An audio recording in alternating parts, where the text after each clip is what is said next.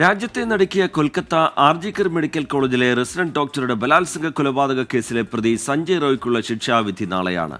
Sealdah additional chief judicial magistrate കോടതിയാണ് കേസിൽ വിധി പറയുക.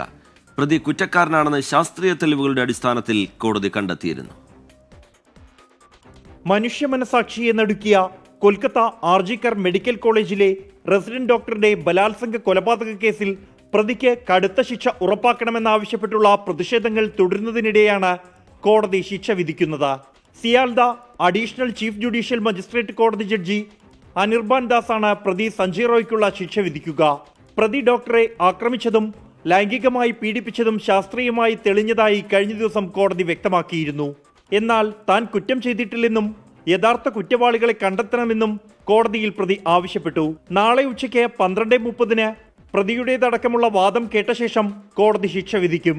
2024 ഓഗസ്റ്റ് 9 ആർജിക്കർ മെഡിക്കൽ കോളേജിന്റെ 3ാം നിലയിലെ സെമിനാർ ഹാളിൽ ഡോക്ടറുടെ മൃതദേഹം കണ്ടെത്തിയത്.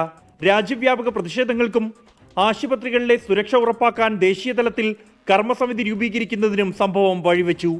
24 ഡൽഹി.